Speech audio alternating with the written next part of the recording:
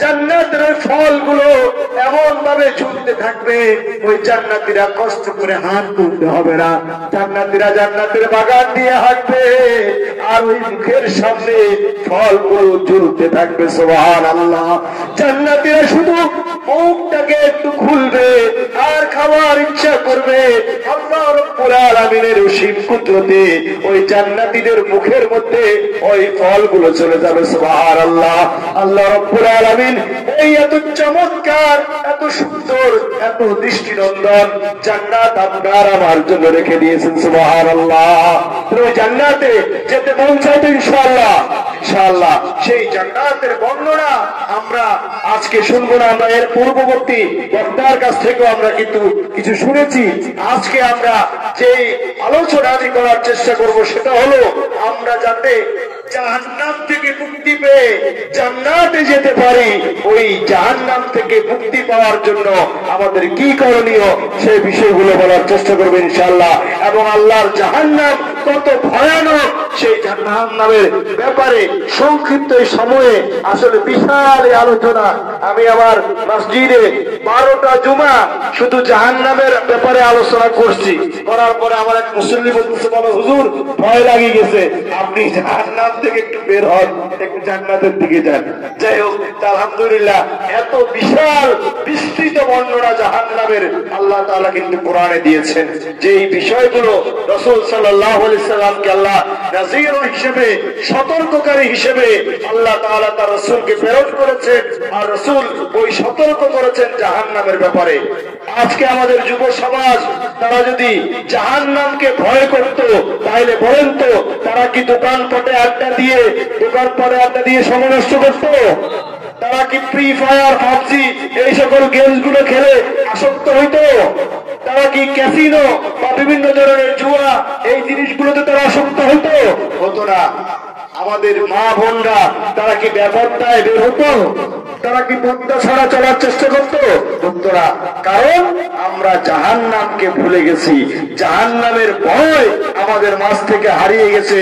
শয়তান আমাদের নফসকে এমন ভাবে আমাদের নফসের পর সে কি করেছে, কর্তৃত্ব খাটাচ্ছে, যেই কারণে আমাদেরকে আল্লাহর ওই জান্নাতের কথাও ভুলিয়ে রেখেছে, জাহান্নামের কথাও ভুলিয়ে রেখেছে, যে কারণে আমরা দুনিয়ার মোহে আমরা মোহগ্রস্ত হয়ে পড়েছি, আমরা আল্লাহর ইবাদত থেকে দূরে সরে গেছি। আসুন আল্লাহ তাআলার কাছে আমরা দোয়া করি, রব্বুল আলামিন এই এলাকা কালাছড়া দক্ষিণ পাড়ার এই বাইতুন নূর জামে মসজিদের এই এলাকারকে আল্লাহ তুমি কবুল করুন, সকলে পড়ি আমিন। এই এলাকার সকল যুবককে তুমি কবুল করো না, সকলে পড়ি আমিন। এই এলাকার সকল যুবককে হযরত ওমর ফারুক রাদিয়াল্লাহু তাআলা আনহু, হযরত আলী রাদিয়াল্লাহু তাআলা আনহু এর মতো যুবক হিসেবে কবুল করো না, সকলে পড়ি আমিন। রব্বুল আলামিন এই এলাকার সকল শিশুকে, সকল তরুণদেরকে তুমি কবুল করো না, সকলে পড়ি আমিন। এ আল্লাহ এই এলাকার সকল মা বোনদেরকে তুমি কবুল করো না, সকলে পড়ি আমিন। আল্লাহ এই এলাকাকে, এই এলাকার সকল লোককে নিয়ে যেন কিয়ামতের দিন আল্লাহ তোমার জান্নাতে দেখা করতে পারি, সেই তৌফিক আমাদেরকে দিয়ে দাও, সকলে পড়ি আমিন। সম্মানিত হাজরিন, আসুন আল্লাহর কোরআন থেকে কিছু কথা বলার চেষ্টা করি। রব্বুল আলামিন সূরা জুমারের মধ্যে আল্লাহ রব্বুল আলামিন জান্নাতের বর্ণনা দিলেন। এরপরে আল্লাহ তাআলা বলছেন, ওয়াসিকাল্লাযীনা কাফারু ইলা জাহান্নামা যুমারা হাত্তা ইযা জাউহা ফুতিহাত আবওয়াবুহা وقال لهم خزنتها ألم يأتكم رسل منكم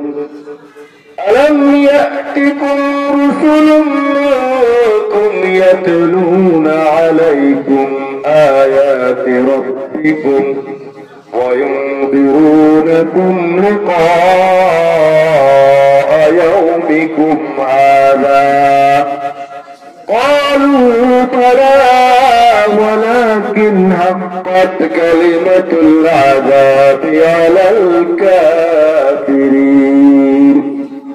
قيل ادخلوا أبواب جهنم خالدين فيها وبئس مثوى